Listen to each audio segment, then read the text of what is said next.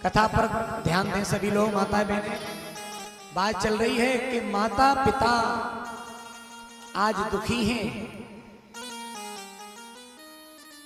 क्योंकि माता पिता शादी करने के बाद बच्चे अलग हो जाते हैं और कभी माता पिता की खबर नहीं करते हैं।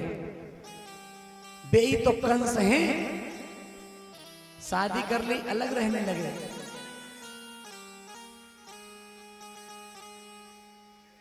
भैया बात याद आ गई है, थोड़ा ध्यान से सुने तो हम कुछ निकालें अपने मन के भाव। थोड़ा मुझे समय दे देना, हम स्थिति के अनुसार ही मेरा मन लग पाता है। सौदा लेने वाला हो तो सौदा देने में भी अच्छा लगता है साहब, और सौदा लेने वाला कोई नहीं है तो फिर तो सोचते हैं कि टाइम पास करो निकलो, और टाइम पास हमसे होता नहीं है साहब। हम चाहते हैं कि कुछ न कुछ दे जाए। बात चल रही है कि आज घर घर में कंस हैं, है ना? कैसे ही कंस शादी होते ही साल दो साल में ही वे कंस चले जाते अलग। माँ बाप को पूछते नहीं है, उन माँ बाप के एहसानों को भूल जाते हैं, वे ही कंस हैं। एक कथा याद आ गई और सत्य घटना है कुछ समय पूर्व की। फौजी साहब मास्टरनी नेताजी दो थे और उनने जीवन में खूब धन कमायो, दोनों मास्टरनी, और खूब धन कमायो। अब धन कमा कमा करके इतना धन कमा लियो कि लड़कों को इतना पढ़ा दिया। सोचा कि लड़का, दो लड़के थे उनके पास, और पढ़ा लिखा करके उन लड़कों को बढ़िया, एक लड़का कैनेडा में सिलेक्ट हुआ और एक अमेरिका में। दो लड़के थे, एक लड़का कनाडा में सिलेक्ट हो गया बहुत अच्छी जॉब पर, और एक अमेरिका में। अब मास्टरनी थोड़ा वृद्ध की ओर भय, शरीर जब थकने लगा, पहले तो सोचा कि खूब धन कमा लें, फिर बाद में बच्चों के साथ में रहेंगे। तो वो मास्टरनी की जब उम्र ढली तो सबकी इच्छा होती है कि अब ज्यादा उम्र है नहीं, बच्चों के साथ में रहने की माता पिता की इच्छा होती है। तो मास्टरनी सोचा कि बच्चे तो विदेश चले गए, और जब बच्चे विदेश चले गए नौकरी कर रहे हैं, अब मास्टरनी का मन होता है कि बच्चों के साथ में रहने का मौका मिल जाता।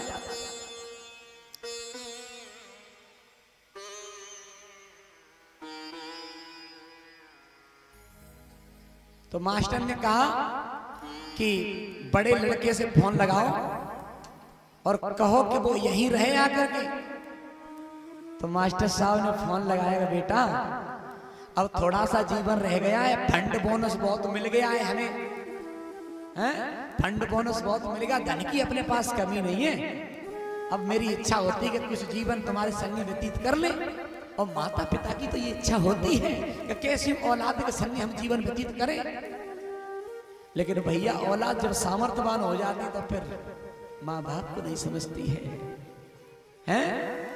अब लड़के मास्टर साहब ने जब फोन लगाया कि बेटा अब मेरी इच्छा हो रही है, खूब धन है अपने पास, तुम देश भारत आ जाओ और यही नौकरी कर लो आगे। अब बड़ा लड़का कह रहा है, अरे पिताजी भारत में क्या रखा है, इंडिया में तो तनख्वाह कुछ है भी नहीं, है? विदेश में यहाँ डॉलरों के हिसाब से संपत्ति मिलती है, पैसा मिलता है, इंडिया में क्या रखा है? तो बड़े लड़के ने मना कर दिया। गौर करके सुनना मेरे युवान भाई बहन, मेरी मैया और मेरी कथा को ध्यान से सुनना। फिर कहा कि छोटे लड़के से फोन लगा ले। मास्टर ने कहा कि अब तुम ही करो। तो माँ ने कहा बेटा, उधर से फोन करता लड़का, हाँ माँ, पैर छू रहे, खुश रहो।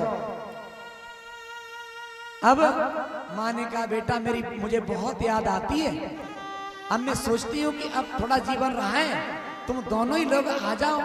उसने भी मना कर दिया, माँ बताओ इंडिया में क्या रखा है, अरे कनाडा में इतना पैसा मिलता है, हैं? डॉलरों के हिसाब से मिल रहा।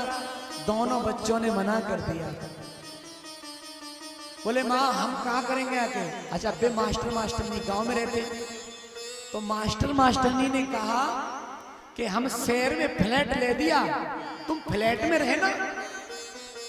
40-50 लाख का बढ़िया फ्लैट ले लिया, पैसे की कमी नहीं, फंड बोनस मिला, तो सिटी में बढ़िया फ्लैट लिया। अब सिटी में कोई किसी से बोलता तो है नहीं, मास्टर नहीं, अकेले रह रहे हैं साहब। औलाद दोनों विदेशों में है। इसी गम में मास्टर साहब को फाल्स मार गया। मास्टर साहब को फाल्स मार गया, वो सॉरी मास्टरनी को फाल्स मार गया। अब मास्टर साहब मास्टरनी की सेवा कर रहे हैं और मास्टरनी सदम के मारे मरी जा रही बेचारी कि कभी मैंने अपने पति से सेवा नहीं कराई और आज मेरे पति मुझे ही उठा करके बैठाते हैं, मेरे कपड़ों को साफ करते हैं। फिर कहा मास्टर साहब ने कि एक बार और प्रयास कर ले, शायद आ जाएं। तो मास्टर साहब ने फोन लगाया, कहा कि बेटा, वो मास्टरनी ने फोन लगाया कि बेटा मेरी तबीयत ठीक नहीं है, तुम आ जाओ। फिर मास्टर साहब ने भी बात की कि बेटा तुम्हारी माँ की तबीयत सही नहीं है, तुम आ जाओ। बोले माँ देखो हम नौकर कर देंगे, पैसा भेज देंगे, हैं हम नौकर कर देंगे, पैसा भेज देंगे, लेकिन माँ देखो इंडिया आना बड़ा मुश्किल होता है और हमारा पैसा इतना चला जाएगा, कोई ज्यादा दिक्कत हो तो फोन करना, तब देख लेंगे। भैया छोटे लड़के के पास फोन किया, उसने भी मना कर दिया, और बड़े लड़के के पास फोन किया तो उसने भी मना कर दिया।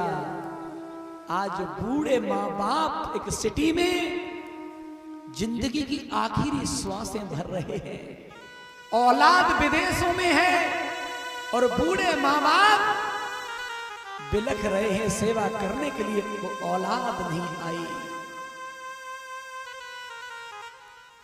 अब इसी गम में रात्रि में मास्टर साहब को साइलेंट अटैक आया कि जिस औलाद के लिए पूरा जीवन झोंक दिया, पढ़ा लिखा करके अच्छा डीएम एसडीएम बना दिया, और आज वही औलाद आने से इनकार कर रही है। उसी औलाद ने आने से इनकार कर दिया है। हमने इतना बड़ा अधिकारी बना दिया, इतने बड़ा पैसे वाले बना दिए अपनी औलाद को, जो आज हमारी सेवा के लिए नहीं आ रही है। भैया मास्टर साहब का साइलेंट अटैक आया, वो खत्म हो गए। सवेरा हुआ, अब मास्टरनी तो चल नहीं पा रही है। सुबह 7 बज गए, वैसे 5 ही बजे मास्टर साहब जग जाते थे, मास्टरनी को नाश्ता चाय देते थे, लेकिन आज 7 बज गए, मास्टर साहब जगे नहीं। 8 बज गए, 9 बज गए। अब मास्टरनी जो फाल्स मार गई थी, वो सोचती है लगता है आज 10 बज गए, अभी तक नहीं जगे, बात क्या है, कुछ गड़बड़ है, कुछ गड़बड़ है। तो सिकिल करके अब शरीर तो चल नहीं रहा, अपने मुख से ही उसने चादरा को हटाया, तो चादरा में देखा तो मास्टर साहब दुनिया से जा चुके थे, दुनिया से जा चुके थे। शहर में कोई किसी से बोलता नहीं है, न कोई किसी के घर जाता है। अब मास्टरनी बड़ी परेशान, क्या करें, शरीर ही चल नहीं रहा। तो एक पहले वो फोन वाला 1 रुपए डालने वाला फोन चलता था पहले, तो वो फोन लगा था। शाम को मास्टर साहब ने अपने पड़ोसी से बात की थी, और पड़ोसी से जब बात की तो वो नंबर रीडायल में रह जाता है, तो कैसे भी करके उस फोन को हिलाया तो वो नंबर रीडायल का लग गया पड़ोसी के पास। और जब नंबर पड़ोसी के पास लगा तो पड़ोसी ने सोचा कि पड़ोसी का नंबर है, और आज 10 बज गए, कोई खटपट नहीं है, आखिर बात क्या है। 11 बज गए साहब, अब कोई खटपट नहीं है, और आवाज आती है तो सुनाई कुछ नहीं देता है फोन में, लगता है कुछ गड़बड़ है। 10-11 बज गए दिन के, तो उस पड़ोसी ने दरवाजा तोड़ा, और तोड़ा तो देखा कि मास्टर साहब दुनिया से जा चुके थे। और जैसे ही हाहाकार मचा तो कुछ देर बाद उस मां ने जैसे ही देखा अपने पति की लहस को, और मास्टरनी ने भी अपने शरीर को छोड़ दिया। दोनों बूढ़े मां बाप बिलखते रहे। संतान विदेशों में थी, इतने धनवान संतान को बना दिया कि उस औलाद ने अपने माता पिता को आने से इनकार कर दिया। उस पड़ोसी ने फोन लगाया उनके लड़कों के पास, हेलो, हाँ जी अंकल बोलिए, मैं फलाने सिंह बोल रहे, तेरे बाप का पड़ोसी। क्या हुआ अंकल जी बताइए। बोले तेरे पिता और मां मरे पड़े हैं। अच्छा अच्छा अंकल जी, तो बस में अभी आते हैं अभी आते हैं। उसने कहा रे दुष्ट, तुझे आने की जरूरत नहीं है, अब हम ही अंतिम संस्कार कर देंगे। जरूरत नहीं है, तेरे जैसे कुपुत्र का मुंह देखना ही दुश्वार है, यहाँ आने की जरूरत नहीं। भैया अपनी औलाद को इतना बड़ा भी मत बना देना कि तुम्हें ही पहचानने से इनकार कर दे। इतने बड़े बना दिए कि एक लड़का कनाडा में और एक अमेरिका में, विदेशों में औलाद थी, बूढ़े माँ बाप की लेसें घरों में पड़ी हैं, अंतिम संस्कार करने वाला भी कोई नहीं था। मैं इतना कह दूं कि धिक्कार है ऐसी औलाद को, और धिक्कार है ऐसी नौकरी को, धिक्कार है ऐसे पद को, धिक्कार है ऐसे धन को जो तुम्हारा धन बूढ़े माता पिता की सेवा में न लगे, बूढ़े माता पिता की सेवा में न लगे। धिक्कार है उस जवानी को, धिक्कार है उस पद को। क्या करोगे उस पद का? आज माता पिता हैं, सेवा नहीं करते हम, और आप मर जाते हैं तब फूल लेकर के जाते हैं। धिक्कार है। जीते जी हम सेवा नहीं करते, गंगा जी में फूल ले जा रहे हैं, भंडारे कर रहे हैं, उनसे कुछ होने वाला नहीं है। माता पिता की जीते जी सेवा जो कर लेता है वो बहुत ऊंचाइयों पर पहुंच जाता है। लेकिन आज ऐसी आधुनिक शिक्षा प्राप्त करके महाराज इतने इंटेलिजेंट बन गए, इंजीनियर बन गए, शादी होते ही अलग हो जाते हैं, माँ बाप को नहीं समझते हैं। एक और बात याद आ गई चलते चलते। एक मैया बड़ी बूढ़ी, पति जवानी में खत्म हो गए, इकलौता बेटा था। ये भी सत्य घटना बताता हूँ, चलते चलते बात याद आ गई है इसलिए कि बड़ी बूढ़ी मैया, इकलौता पुत्र, माँ ने सोचा इस बच्चे को इतना बड़ा अधिकारी बनाएंगे, पति है नहीं, तो एक आधी बीघा कूड़ थे वो भी बेच दिए उस बेचारी बुढ़िया ने, और इकलौते बच्चे को मजदूरी कर करके पढ़ाती है, और अंत में उसी बच्चे को वो माँ एक बहुत बड़ा अधिकारी बना देती है। अधिकारी जब वो बेटा बन जाता है तो वही बेटा किसी अधिकारी लड़की के साथ शादी कर लेता है। माँ को बुलाया नहीं, क्यों? क्योंकि माँ कानी थी। कानी क्यों थी? ये बालक बचपन में गिल्ली डंडा खेल रहा था तो आंख फूट गई थी, तो डॉक्टर ने कहा कि भैया कोई आंख दे दे तो ये बूढ़े इसकी जिंदगी बची जाएगी। तो माँ ने सोचा कि मेरा तो जीवन जो कटना था कट चुका, क्यों ना अपनी आंख निकलवा करके हम दे दें। तो मैया ने अपनी आंख निकलवा करके अपने बच्चे को डलवा दी, उस बच्चे को स्वतंत्र कर दिया और अच्छा अधिकारी बना दिया, जिससे माँ कानी कहलाई। और जब माँ कानी कहलाई तो उस माँ को बुलाया नहीं, क्यों? कि माँ मेरी कानी है और हमारे साथ में वीवीआईपी लोग आएंगे, लोग क्या कहेंगे तेरी माँ कानी। वो अधिकारी जो लड़का बन गया वो सोच रहा है इस बात को, लेकिन भैया किसी ने कहा है कि तुझे बुलाया नहीं। उस बूढ़ी मैया से कहा है आकर के गांव में कि तुझे बुलाया नहीं, तेरे बेटे ने शादी कर ली। माँ कहती है कोई बात नहीं, नहीं बुलाया, काउ दिन तो बहू को लेके घर पे आएगा तब बहू को मुंह देख लेगी। अरे माँ को तो इसी बात की खुशी होती है कि मेरा बेटा बड़ो है जाएगा, बहू आएगी सेवा करेगी, और वही बहू आएगी जब नांगने बनती है तो फिर माता पिता के जीवन की बर्बादी होती है ना। तो माता पिता को खुशी होती है। और आज वो मैया जब नाराज नहीं हुई, बोले कोई बात नहीं, माँ कभी नाराज होती ही नहीं है। माता पिता कितनी दुष्ट संतान होए लेकिन हमेशा भला सोचती है। उसने जब बुलाया नहीं, एक दिन उस लड़के ने विदेश में पोस्टिंग करा ली। और जब विदेश में पोस्टिंग करा ली तो पहले तो रोजाना पूछती थी डाकिया से। पहले डाकिया आया करते थे, भैया मेरे बेटे ने कोई चिट्ठी डाली है क्या, मेरे बेटे ने कोई चिट्ठी डाली है? तो डाकिया मना करता है, बोले नहीं भैया तेरे बेटे ने कोई चिट्ठी नहीं डाली है। एक दिन भाई बेटा विदेश चला जाता है और किसी ने कहा कि तेरा बेटा तो विदेश चला गया, तेरा बेटा विदेश चला गया। तो उसने कहा माने कि अब जब देश में था तब तो मिलने आया नहीं, अब विदेश से क्या आया। तब उस बूढ़ी की आस टूट गई, अब नहीं मिलेगा आकर के।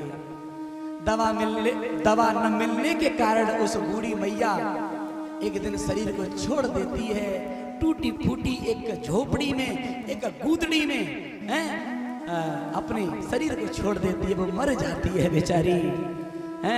गांव वालों ने, बड़े बूढ़ों ने फोन लगाया कि तुम्हारी तेरी माँ खत्म हो गई है, तो गांव वालों ने ही अंतिम संस्कार किया, वो आया नहीं।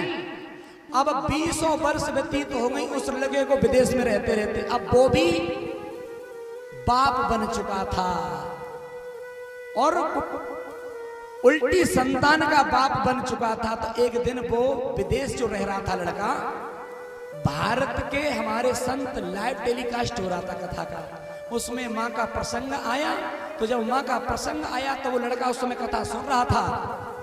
तो कथा सुनते सुनते उसे अपनी माँ की याद आई। बोले माँ को 20 वर्ष हो गई जाए हुए, इतनी याद आई कि उसी क्षण उस लड़के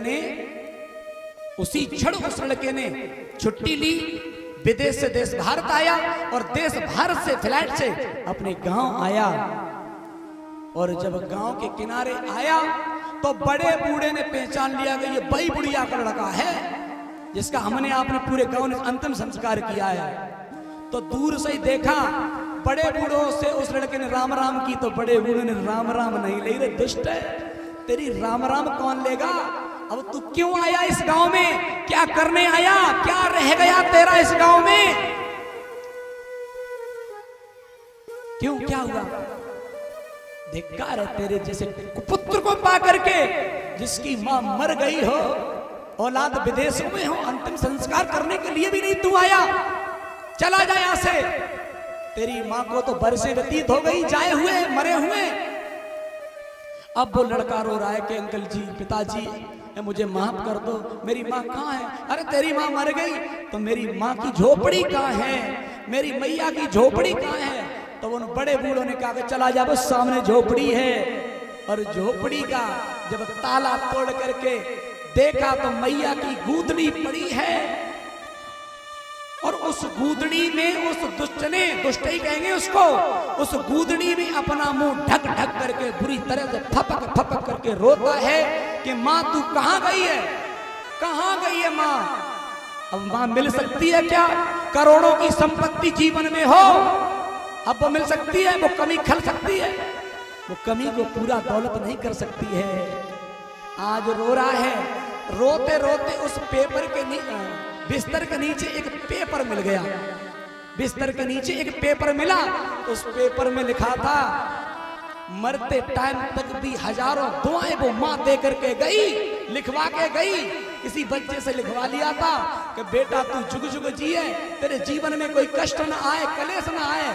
और बेटा जो तेरे मैंने आंख डलवाई हैं, जिससे तूने मुझे मिलने से इनकार किया, मैं तेरे साथ रहूंगी बेटा, तू जुग जुग जिए।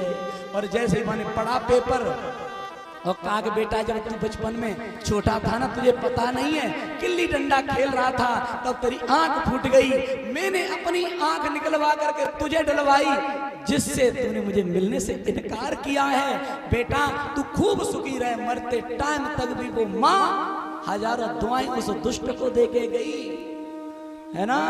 तो धिक्कार है ऐसे संतान को, धिक्कार है ऐसी दौलत को, जो दौलत को पा करके जो औलाद माँ बाप की सेवा न करे, हैं वो औलाद औलाद नहीं है भैया। मेरी प्रार्थना है कि समय के रहते रहते माता पिता की सेवा कर लेना। माँ बाप से बढ़कर जग में कोई दूजा नहीं खजाना, जिसने तुझे जन्म दिया रे दिल उसका नहीं दुखाना, जिसने तुझे जन्म दिया रे दिल उसका नहीं दुखाना। माँ बाप से बढ़कर जग में नहीं दूजा कोई खजाना, जिसने तुझे जन्म दिया रे दिल उसका नहीं दुखाना, जिसने तुझे जन्म दिया रे दिल उसका नहीं दुखाना।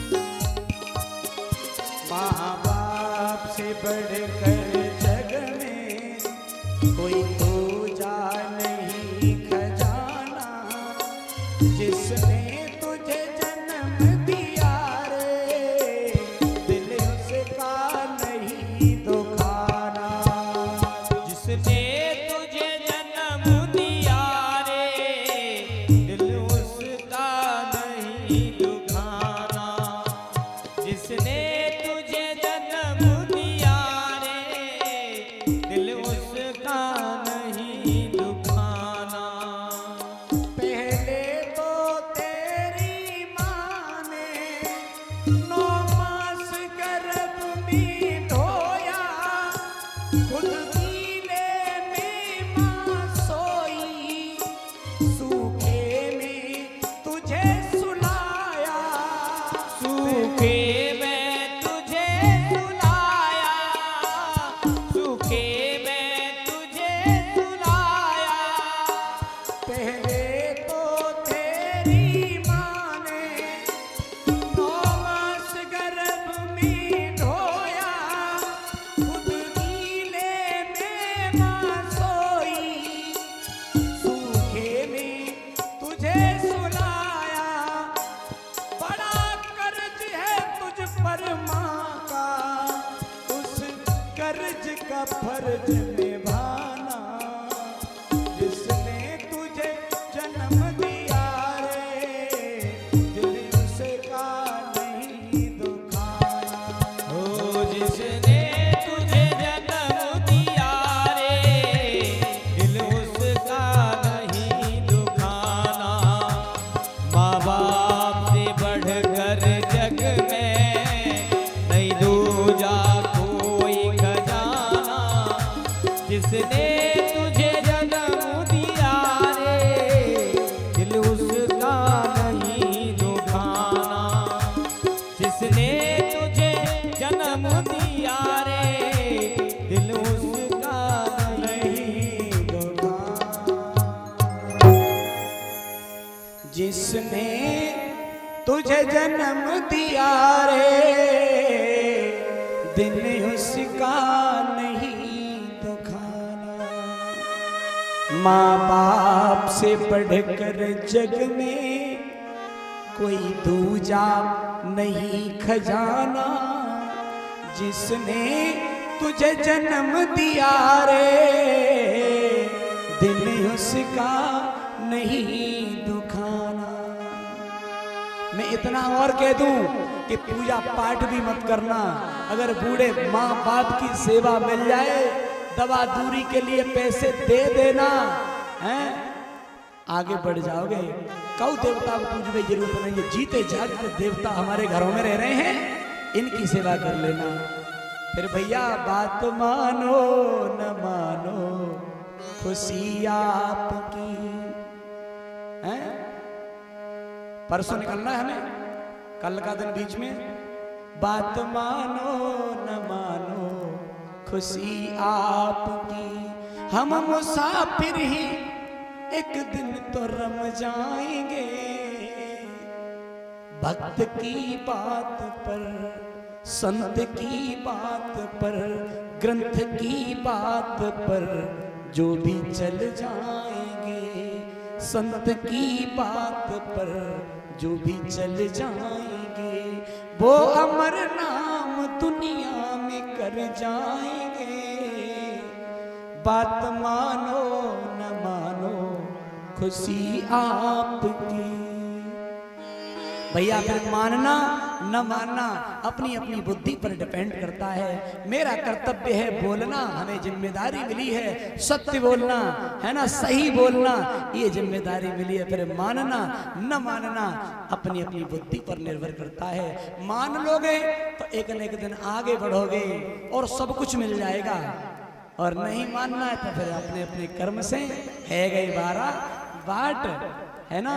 इसलिए ऐसा काम करके जाना जो संसार से जाने के बाद लोग वर्षों याद करें, साहब आदमी था, बड़ा भला आदमी था, और है वो ऐसा काम करके जाने के बाद गालियां तो क्या आने से फायदा है। कुछ काम करके जाना दुनिया से जाने वाले, कुछ काम करके जाना। भैया ऐसा काम करके जाना। मेरी बहनों जब तुम विदा हो जाओ ना, विदा होके जाओ तो गांव रोने लगे, है ना। ऐसा काम बहनों करना, जिस जगह पर तुम जाओ तो वहां के लोग तुम्हें याद करेंगे, हाँ बेटी है, अच्छे खानदान से बेटी आई है। तो कुछ काम करके जाना दुनिया से जाने वाले, जाते ही रोज लाखों लाखों की मौतें हो रही हैं, लेकिन बेकार खाने वाले जाते ही रोज लाखों। जोरू जमीन जड़ पे, जोरू माने पत्नी और जमीन, जोरू जमीन जड़ पे करता है क्यों मोहब्बत, क्यों सब छोड़ने पड़ेंगे, एक दिन सब छोड़ने पड़ेंगे। नहीं साथ कुछ भी जाए, कुछ काम करके जाना दुनिया से जाने वाले, कुछ काम करके जाना।